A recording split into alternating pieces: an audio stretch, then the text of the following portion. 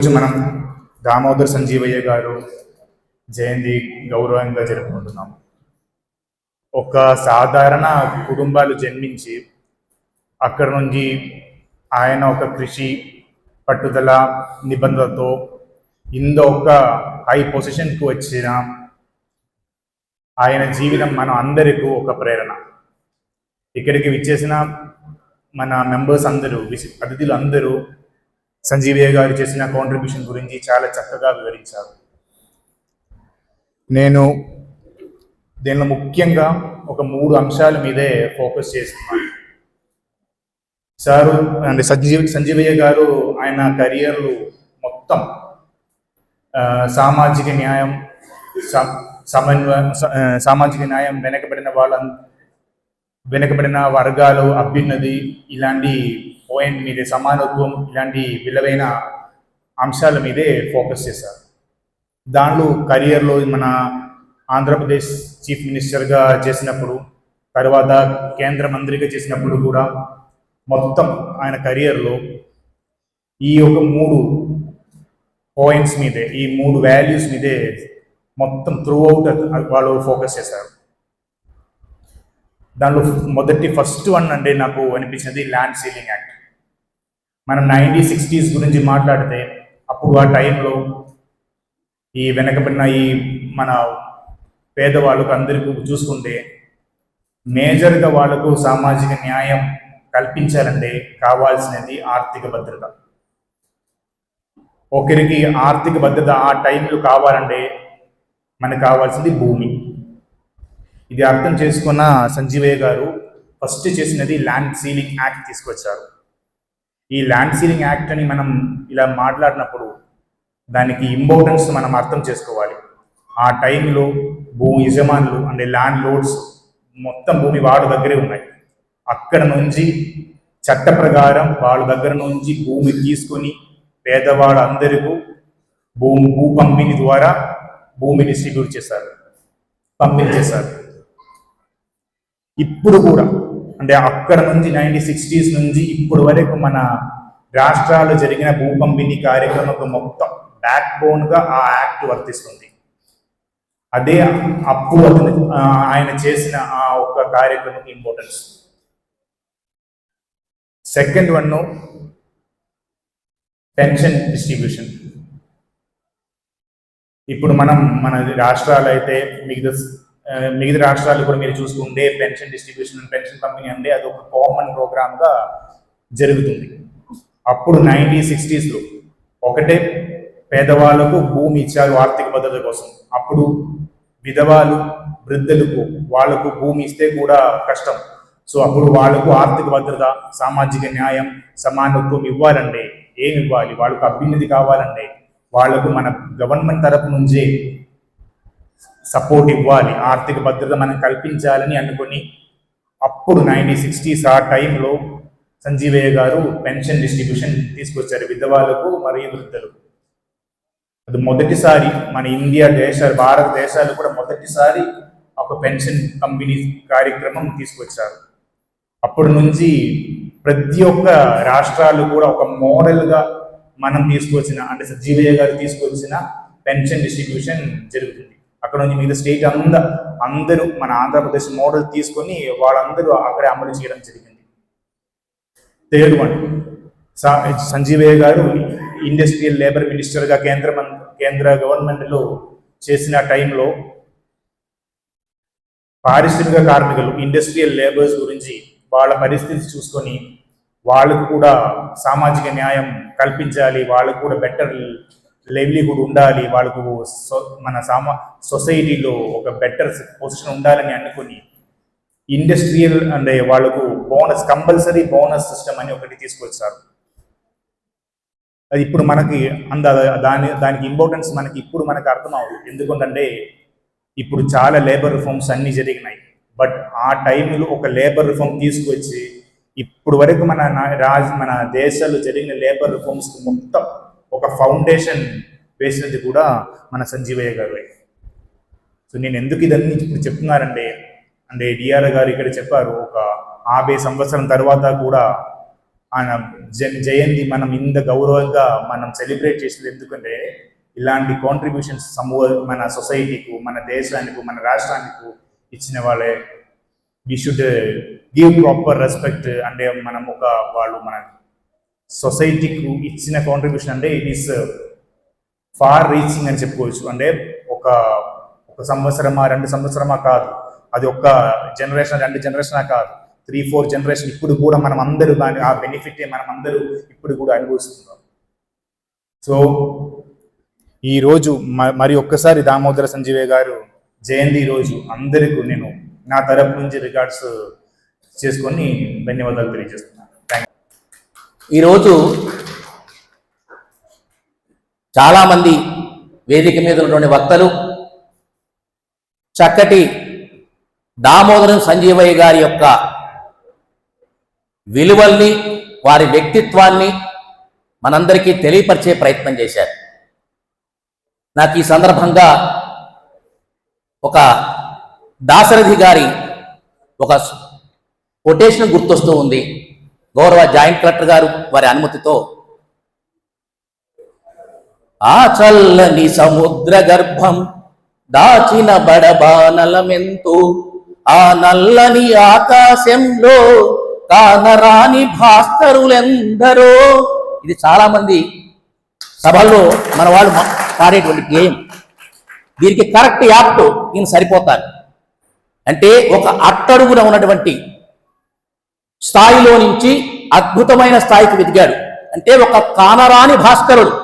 మనం చెప్పుకోవాలంటే దామోదరం సంజీవయ్య గారు నల్లని ఆకాశంలో నుంచి వచ్చినటువంటి ఒక కానరాని భాస్కరుడు లాంటి వ్యక్తి. కాబట్టి కరెక్ట్ ఆర్ట్.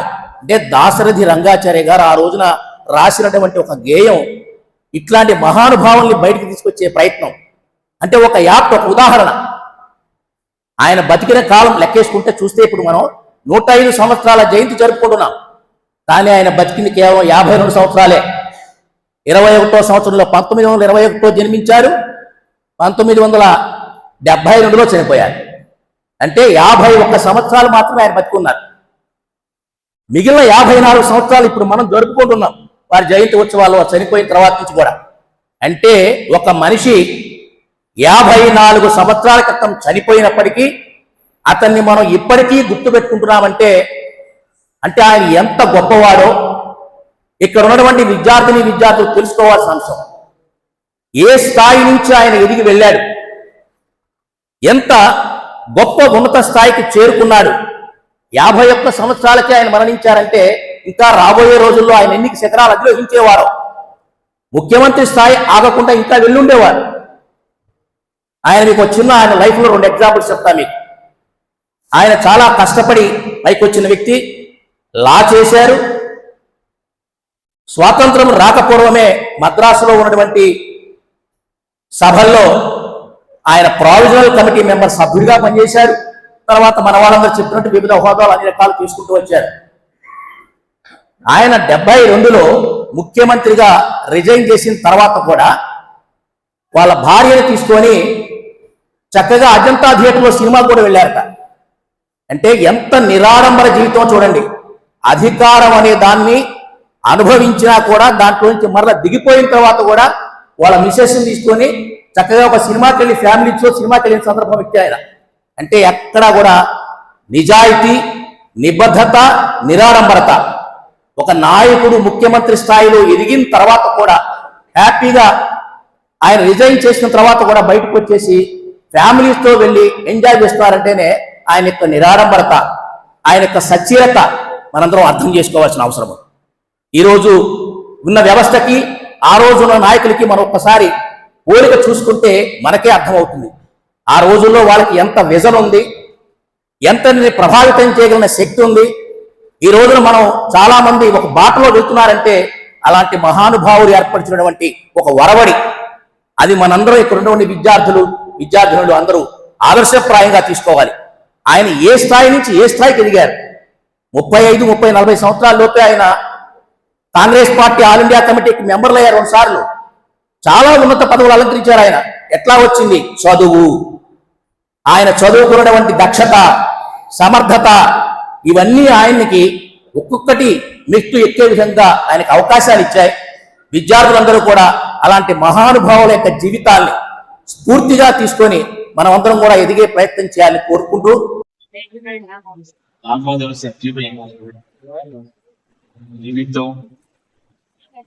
జీవితంలో సాధించిన విజయాలు ఈరోజు ఆంధ్రప్రదేశ్ రాష్ట్రంలో ఉన్న వాళ్ళందరికీ కూడా ఆశ్చర్యాన్ని కలిగించేటువంటి దళితులుగా చిన్న వయసులోనే జీవితం భారతదేశానికి సంబంధించినటువంటి అధికార పార్టీ ప్రెసిడెంట్ గా ఆంధ్రప్రదేశ్ రాష్ట్ర ముఖ్యమంత్రిగా అనేక రకాలైనటువంటి పదవులను కేంద్ర సైతం అనుభవించి ఒక గొప్ప మార్గదర్శకత్వం త్యాగశీలి దామోదర్ సంజీవయ్య గారు నిజంగా కూడా డాక్టర్ బిఆర్ అంబేద్కర్ గారికి పేరు నిలబెట్టినట్టుగా కూడా మనం దామోదర్ సంజీవయ్య గారు తీసుకోవచ్చు. ఈనాటి రాజకీయ నాయకులకి ఈనాటి ఈ రోజుల్లో ఉన్నటువంటి ప్రజాప్రతినిధులకి మార్గదర్శకులు దామోదర్ సంజీవయ్య గారు. ఆయన అడుగుతాను నిజంగా కూడా దళిత జాతిలో గర్వపడుతూ ఉన్నాం. భవిష్యత్తులో కూడా దామోదర్ సంజీవయ్య ఆయన లాగానే మేము బ్రతకడానికి, ఆయన లాగా జీవించడానికి, ఆయన లాగానే ఈ సమాజానికి ఉపయోగపడడానికి మేమందరం అభినందిస్తూ ప్రజల కోసం పాటుపడతామని శ్రమిస్తామని ఆయన నిరాకరణ మార్గదర్శనాన్ని ఈ సందర్భంగా తెలియజేసుకుంటూ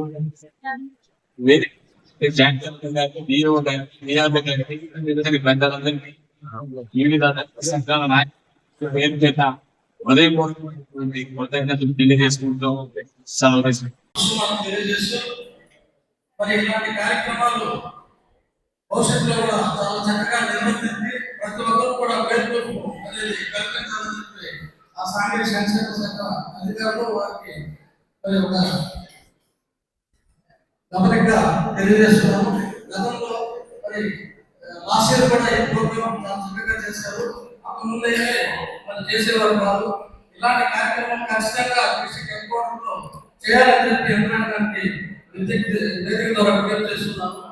మరి దామోదరం సంజయ్ గారి గురించి తెలుసు మీ అందరూ కూడా. మరి ఆయన ఉమ్మడి మద్రాసు రాష్ట్రంలో మరి దామోదర సంజయ్ గారు రెండవ దళిత ముఖ్యమంత్రిగా పదవి బాధ్యతలు చేపట్టారు. వారి కాలంలో మరి దళితులు ఏ విధంగా ఇబ్బందులు పడుతున్నారు, అలాంటివి భవిష్యత్తులో వారు తరాల వారు ఇబ్బంది పడకూడదని చెప్పి భూమి కార్యక్రమాలు చేపట్టారు. అదేవిధంగా పెన్షన్, వృద్ధాప్య పెన్షన్ అనేది కూడా వారి కాలంలోనే మంజూరు చేయడం కూడా జరిగింది. ఆ రోజు నుంచి ఈ రోజు వరకు కూడా ఆ యొక్క కార్యక్రమం కొనసాగుతూ ఉన్నది. ఇలాంటి మహనీయులు పరిశ్రమలు అయితే భారతదేశంలో ముఖ్యంగా దళిత ముఖ్యమంత్రిగా రెండవ ముఖ్యమంత్రిగా వీరు ఆ పీఠాన్ని నిర్వహించి అనేక సంస్కరణలు దళితుల కోసం చేయడం కూడా జరిగింది.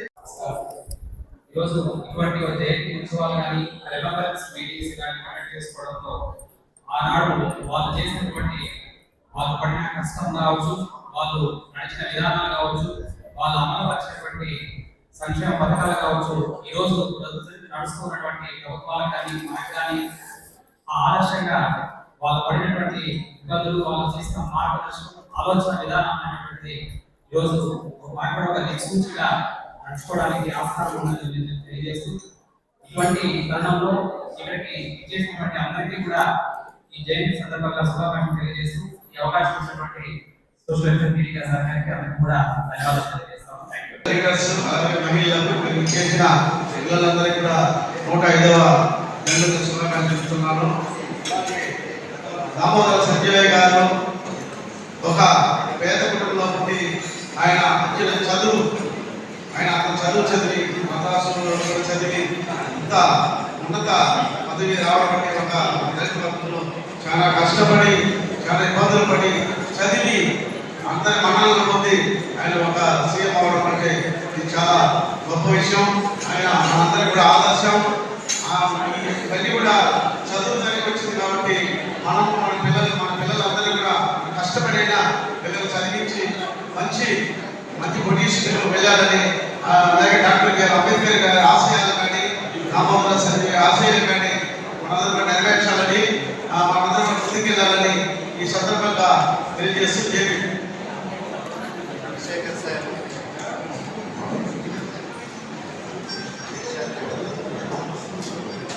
అందరికీ నమస్తే. వేదిక వచ్చిన ప్రజలందరికీ ఆయన నమస్కారం. సాంఘిక సంక్షేమ శాఖ ఈ సభను ఇంత హుందాగా గౌరవంగా అలంకరించినందుకు సాంఘిక సంక్షేమ శాఖ కూడా ఈ సందర్భంగా ధన్యవాదాలు తెలుపుతున్నాను. మరి ఈరోజు దామోదర సంజీవయ్య గారు, నా పేరు దామోదరం, అది కానీ సంజీవయ్య కాదు కదా, ఆయన 72 చనిపోయాడు, 73లో పుట్టాడు.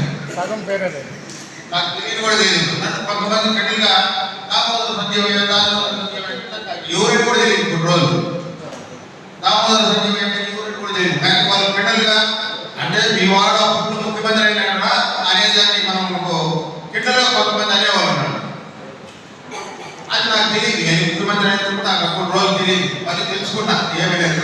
అది ఈ సందర్భంలో ఆయన జనాన్ని మనం ఆయన గురించి మాట్లాడుకునే సందర్భం నాకు కూడా ఈ అవకాశం ఇచ్చినందుకు సాంఘిక సంక్షేమ శాఖకు మరి జిల్లా అధికార యంత్రాంగానికి అందరూ కూడా ధన్యవాదాలు తెలుపుకుంటున్నాను. మరి సంజయ్ గారు కార్మిక శాఖను, గృహ నిర్మాణ శాఖను ఉమ్మడి మద్రాసు రాష్ట్రం ఉన్నప్పుడు అప్పట్లో కూడా మినిస్టర్గా వెళ్ళినాడంటే మరి ఆ రోజుల్లో కులం విలయత్వానం చేసుకున్న రోజుల్లో కన్న తల్లికి కూడా ఆయన ముఖ్యమంత్రి అయినాడు అనేది తెలియదు. అలాంటి రోజుల్లో మన దళిత జాతికి సంబంధించిన వ్యక్తి ముఖ్యమంత్రి అయ్యాడంటే ఈ దేశం గర్వించదగ్గ ముద్దు బిడ్డ దళిత జాతికి అనేసి మనం అందరం కూడా ఈ సభాముఖంగా కొనియాడాల్సిందే. ఎందుకంటే మరి ఆ రోజుల్లో మనల్ని సమానంగా కుర్చీలో కూర్చుంటేనే మన ఇంట్లో కూడా మన దిన్నెల మీదలో మన అరుగు మీదలో కూర్చుంటేనే మనల్ని స్వీకరించుకునే రోజు, భయపెట్టే రోజులు, మేము వస్తే మీరు కూర్చొని ఉంటారా అనే రోజుల్లో ఆయన్ను అంతటి ఉన్నతమైన స్థానంలో కూర్చోబెట్టారంటే మరి ఆయన వినయ విధేయతలు, విద్య అన్నీ కూడా ఆయనకు సహకరించే ఆ రోజుల్లో ఉన్నటువంటి కాంగ్రెస్ నాయకులు కూడా ఇప్పుడే రవీంద్ర గారు చెప్పినట్టుగా అంబేద్కర్ వల్లనే ఇవన్నీ కూడా మనకు అందరు కూడా ఇక్కడ మనకు అంబేద్కర్ వల్లనే. అంబేద్కర్ గారు లేదంటే మనకు ఇక్కడ అవకాశాలు ఏ మాత్రం ఉండేవి కాదు. మరి అంబేద్కర్ రాజ్యాంగం రాసిన వల్లనే నేను ముఖ్యమంత్రి గారిని సంజయ్ గారు, మరి ఆ రోజు జగజ్జీవనరావు ప్రధానమంత్రి కావాల్సిన వాడిని, ఈ దళిత జాతికి సంబంధించిన వాడిని కార్యక్రమం చేయాలనేసి కూడా ఉప ముఖ్యమంత్రిగానే ఆయన ఉంచడం జరిగింది. మరి ఇవన్నీ కూడా మనం ఆలోచించి నాయకులను ఆదర్శంగా తీసుకొని ముందుకెళ్ళాలి.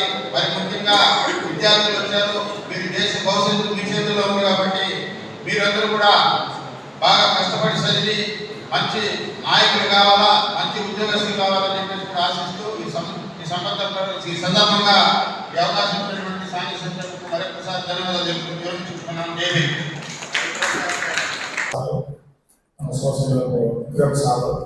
అందరూ కూడా ధన్యవాదాలు సార్. కొన్ని రోజులుగా జగజీవనరావు కానీ కూడా పెద్దగా చేసిన దాఖలా లేవు. కానీ ఈరోజు దామోదర సంజయ్ సోషల్ వెల్ఫేర్ హాస్టల్లో చదువుకున్నారు కాబట్టి ఆ హాస్టల్ ఎంతో సాగిగా ఉంది. అదే హాస్టల్లో సాగి చదువుకున్న వ్యక్తి కాబట్టి ఈరోజు ఆయన గుర్తులు మరవలేక చాలా అద్భుతమైన రోజు గుర్తించిన సార్. అదేవిధంగా అతను ఓన్లీ ఎస్సీకి చేయలేదు. దామోదర సంజయ్ చేసింది ఈరోజు రాష్ట్ర జనాభా బీసీ వర్గాలకు ప్రతి ఒక్కరికి బీసీ రిజర్వేషన్ ఇచ్చిన తర్వాత దామోదర సంజయ్ ఎవరైనా చూసుకోండి. ఎస్సీలకి కాదు బీసీలకు కూడా. ఈరోజు బీసీలందరికీ దేవుడు ఎవరంటే రేపు శివుడు పండుగ, దానికి బీసీలందరూ దండం పెట్టాల్సింది దామోదర సంజయ్. ఎందుకంటే ఆయన రిజర్వేషన్ ఇచ్చినారు కాబట్టి ఆత్మ అంబేద్కర్ ఇచ్చినారు, ఆయన బీసీలకు ఇచ్చింది ఎవరంటే దామోదర సంజయ్. అదేవిధంగా భూ పంపిణీ పెట్టినారు. ఆ రోజుల్లో భూ పంపిణీ పెట్టి పేద వర్గాలకి 6 ఎకరాలు 4 ఎకరాలు 2 ఎకరాలు ఇస్తే ఇక్కడ జేసీ సార్ గారికి మా డిఆర్ఓ గారికి విన్నపం ఏంటంటే అయ్యా ఆ రోజుల్లో మా కులాలు బాగుపడాలని, మా పేద కులాలు బాగుపడాలని భూ పంపిణీలు ఇచ్చేవారయ్యా. ఈ మధ్య కాలంలో మనకి గవర్నమెంట్ మాకు భూ పంపిణీ ఇవ్వడం లేదు. ఇచ్చిన భూ పంపిణీ కూడా ఫ్రీ వాటర్ లేదు. ఆ ఎకరా కాలంలో రిజిస్ట్రేషన్ చేసుకున్న బ్యాంకులో పెట్టుకోవాలి కదా, ఫ్రీ వాటర్ తీసేయాలి. రెండోదయ్యా, ఈ రోజు కూడా స్వతంత్రం వచ్చి ఇన్ని రోజులైనా కూడా మా వాళ్ళ ముఖ్యమంత్రి అయినా కూడా మా ఎస్సీబీసీ ఐక్యత లేకుండా ఈ రోజు మా రాజకీయ అయ్యా గంగానల్లూరు నియోజకవర్గం, పూతలపట్టు నియోజకవర్గం ఈ రోజుకి మన ఆర్టిస్ట్ డిపోలు లేవయ్యా. 214 ఎమ్మెల్యేలు ఉంటే 214 డిపోలు ఉంటే, ఒక డిపో ఒక నియోజకవర్గానికి ఉంటే చిత్తూరు జిల్లాలో 14 ఎమ్మెల్యేలు ఉంటే 3 ఎమ్మెల్యేలు మా ఎమ్మెల్యేలు, 2 ఎంపీలు, మా ఊరు 5 మంది ప్రజాప్రతినిధులు కూడా 2 నియోజకవర్గాలకు ఇప్పటికే ఆర్టిస్ట్ డిపోలు లేవు. అదేవిధంగా 9 యూనివర్సిటీలు తిరుపతిలో వెళ్ళిపోయాయా. మా చిత్తూరు జిల్లా మీకు ఎందుకు చేసుకున్నారంటే మేము చాలా పేదవాళ్ళు. ఈ జిల్లాలో ఎక్కువ ఎస్సీలు 7 లక్షల కుటుంబాలు. ఈ జిల్లాలో మాకు వేరే వనరులు లేదు. పక్క రాష్ట్రం మా జిల్లాకి ఏ వనరులు లేవు. ఉన్నవాళ్ళంతా కలిసి వేరే వెళ్ళిపోయినారు. మాకు మా పేద వర్గాలకు కాలేజీలు లేవు, స్కూళ్ళు లేవు, ఉన్నది చిన్నది. ఈ రోజు మా ఎక్కువ కుమార్ సార్ వచ్చినారు కాబట్టి ఆ స్కూల్లో చదువుకుంటున్నారు కాబట్టి ఆ స్కూల్ కాబట్టి కూడా ఒక పండుగ వాతావరణం. రేపు శివరాత్రి పండుగ అంటే ఈ రోజే పండుగ. దీనికి కారకులైన మా ఎక్కువ కుమార్ సార్ కూడా ధన్యవాదాలు చెప్తున్నాం. అదేవిధంగా చిత్తూరు ఎంపీ గారు సత్యనారాయణ ప్రసాద్ సార్ కానీ, అదే మాత్రం మా ఎస్సీ ఎమ్మెల్యేలు మా థామస్ సార్ కానీ, అదే మాత్రం మా మురళమ్మ సార్ కానీ, వీళ్ళందరూ కూడా చాలా చక్కగా చేస్తున్నారు. గవర్నమెంట్ లో చాలా అద్భుతంగా చేస్తున్నారు. నన్ను విజయవాడలో చూశాను. మా పిల్లలకి ఎంబీబీఎస్ లాస్ట్ పోయే వాళ్ళకి 1 లక్ష రూపాయలు ఇచ్చి ఒక ల్యాబ్ పంపిస్తున్నారు. అదేవిధంగా గ్రూప్ ఎగ్జామ్ కి స్కాలర్షిప్ ఉంది, 1 లక్ష రూపాయలు ఇవ్వాలని నాయక్ సార్ చెప్పినారు. అది కూడా తొందరగా మీరు చాలా ఏళ్ళు ఈ రోజు మా రామారావు సార్ ఎప్పుడో చనిపోయినారు, కూడా కానీ ఆయన చేసిన పని బీసీ రిజర్వేషన్ కానీ, భూ పంపిణీ కానీ, ఈ రోజుకి సోషల్ వెల్ఫేర్ కానీ అవన్నీ మనం చూస్తాము. మా తక్కువ కులంలో చాలా సింపుల్ గా ఉన్నామయ్యా. అబ్దుల్ కలాము రాష్ట్రపతిని దిగేసి వెళ్ళిపోయేటప్పుడు సింపుల్ గా వెళ్ళిపోయాడు. అదే మాత్రం తెలంగాణలో 4 సార్లు ఎమ్మెల్యే కోట నరసయ్య, ఆయన కూడా ఇప్పుడు సైకిల్ ఎక్కువ ఉంటాడు. మేము చాలా సింపుల్ అయ్యా. మేము అంకు ఆడుకోవడానికి కూడా నీటి సరిపోతాం. ఇప్పుడు కూడా సోషల్ వెల్ఫేర్ ఆడిట్ ఒక ఎమ్మెల్యే బాగా రాజు సార్ బాగా సింపుల్ పని చేస్తాను. మీరు చూడండి, సోషల్ వెల్ఫేర్ విజయవాడలో ఒక ఎమ్మెల్యే భార్య పని చేస్తాను. ఎందుకంటే మేము చాలా సింపుల్ అయినా మేము మీ దగ్గర అనుకునేది తప్ప మాకు ఇతాలు రాజకీయాలు మాకు పెద్దగా తెలియదు. ఎందుకంటే మీలాంటి మేధావులు వచ్చి ఆ కులం అభివృద్ధికి అంత సహకరిస్తే మాకు అంతకన్నా గొప్ప లేదు. మాకు మంచి చేస్తే మీరు ఎక్కడికి పోయినా సంతోషపడ మా సార్ మాకు సార్ చేయాలి. గతంలో ప్రతిభ సార్ ఉన్నాడు, అంతకుముందు కరికాల సార్ ఉన్నాడు, అంతకుముందు శంకర్ సార్ ఉన్నాడు, అంతకుముందు సార్ ఉన్నారు. ఈరోజు మీరు చిన్న వయసులో మా జిల్లాకు చేసి సార్ రావడం, డిఆర్ఓ సార్ మీరు చాలా ఎక్కువ జిల్లాలో ఈ అవకాశం ఇచ్చిన చేసే గారికి, డిఆర్ఓ గారికి, దళిత సంఘ నాయకులు, మా మహిళలు అందరూ కూడా ధన్యవాదాలు.